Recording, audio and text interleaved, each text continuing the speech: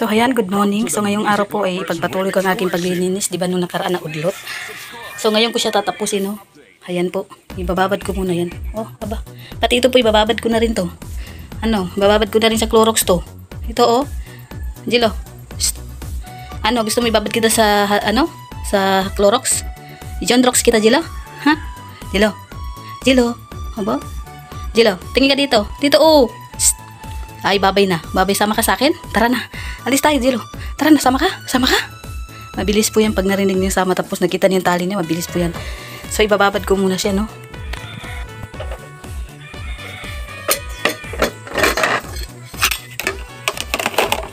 May Clorox po yun. Tapos, baso.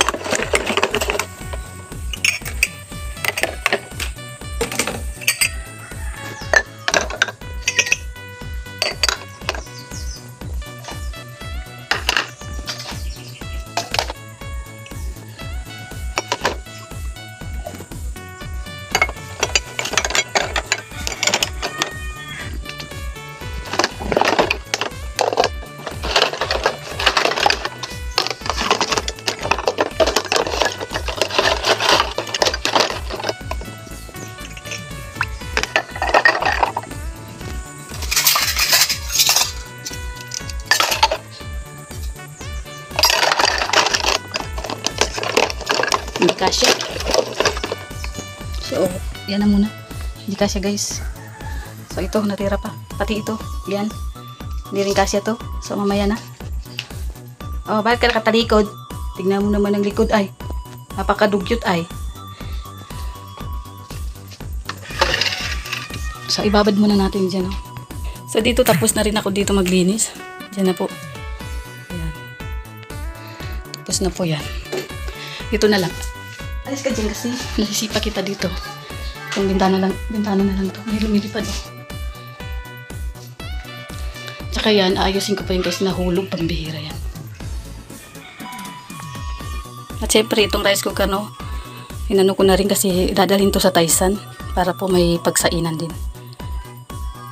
Kasi isa lang yata yung rice cooker doon kay Mrs. Lablang. O baka kay Sen lang at saka ito dadalhin. So, ayan, nasabon ko na. Tapos yung mga dingding po, oh. Ayan. So, ayaw, magpupunas muna ako. Punasan muna natin to kasi alam ko may alikabok dito, ay. Punasan muna natin yung Papa Eds.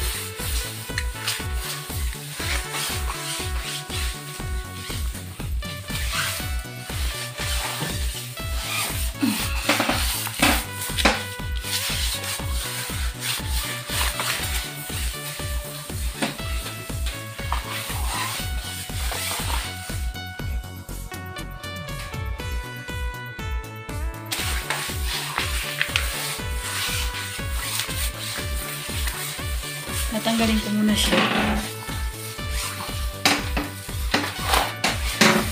Para ayusin yung pagkalagay.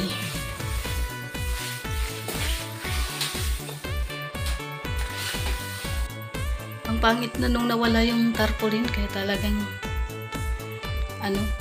kailangan talaga ilagay yung tarpaulin, Papa Eds. Ang pangit, guys. Punasan ko muna yung nasa, yan. Punasan ko muna yan. So, yan, pati ito na punasan natin lahat to.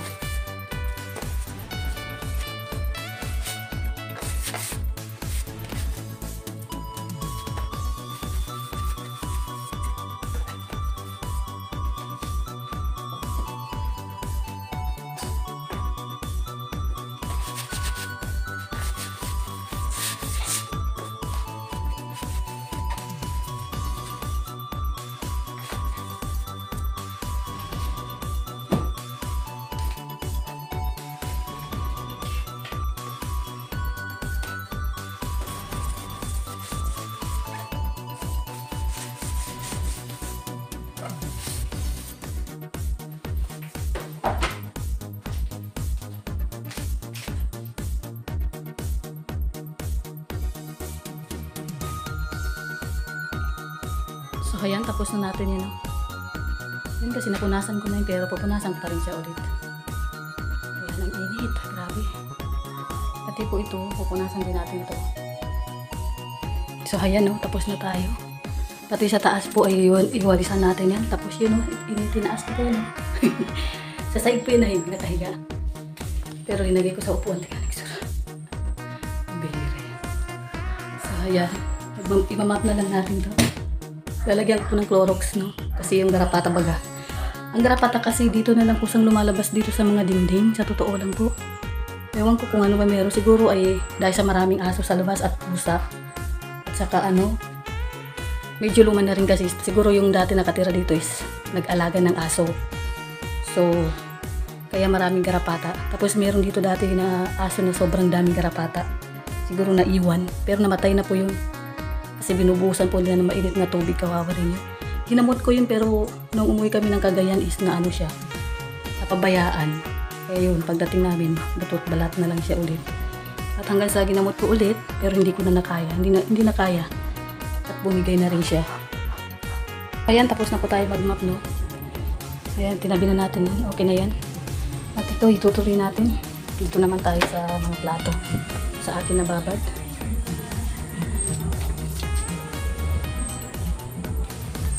Ayan. Binabad ko muna kasi naglinis muna ako ng mga bintana. Pero yan, tapos na po. Lagi naman kasi nakukuha to. Ayan. Kasi ito tapos ko na rin po, no? Ayan. Ayan po.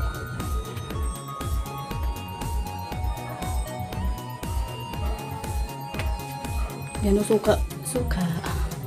Alam niyo po, mahirap din po, no, pag nagre-rent ka. Lalo na pag wala kayong sasakyan. Kaya minsan hindi po ako nakakapamili ng maayos na lagyan ng mga plato at saka baso, no.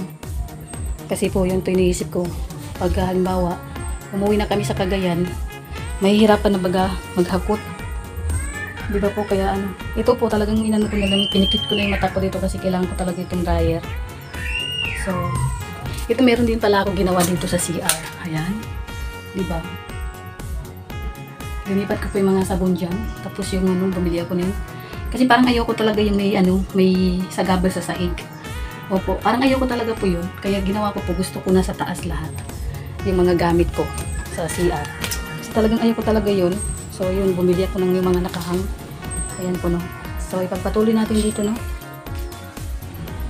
Para matapos na rin kasi anong oras na rin. So ayan, tapos na po tayo. Yan na po, nabanlawan na po natin. Patutuluin lang natin. Tapos mamaya i-arrange na natin yan. So ayan. Okay na po, no. Grabe ang init. Ayan, sa labas ko na rin po yan inano kasi nga po dito medyo mas maganda, mas makagalaw ako doon maayos. So kaya doon ko na lang po siya sa labas, no. So ayan. Tapos na po. At siyempre babalik na lang natin yung aking tinanggal dyan saka kortina. Hindi po kasi ako naglalagay ng kortina doon sa dalawa doon. Sinadya ko rin po hindi maglagay ng kortina dyan. At ibabalik yung tarpaulin ni Papa Eds. Ayan. Kasi alam ko pagdating ni Jello po, pag hindi niya po nakita dyan, ay sigurado po yan hahanapin yan. So ayan, chicharon yan na lang po natira. Ang sarap kasi ng suka, guys. Kaya parang naadik ako. O may sabing pa ako 3. Tapos meron pa dito. Yan, binili ko sa sentro, di ba? O, di ba? Ilalaga na naman natin. Pero medyo pahinugin ko pa kasi hindi siya masyadong matamis. Ayan. So ayan, no, tapos na tayo at nailagay na rin natin ulit yung kortina. Ay, ayan. Okay na. So ayan po, ibinalik ko na rin po yan, no. Tapos nung natanggal ko parang ang pangit yan pag ano, wala nang nakalagay dyan. Tapos na rin tayo maglinis. Ayan. So ngayon papaliguan ko itong panguna yan. Nagtago sa ilalim. Kasi alam naman yung papaliguan ko siya. Ano? Halika rito at maliligo ka na. Ikaw, pag nakakita ka ng towel, nagtatago ka. Halika na dito. Halika na. Ayan, thank you so much po. And God bless po sa lahat ng manonood sa aking video. Thank you so much po. And bye-bye po.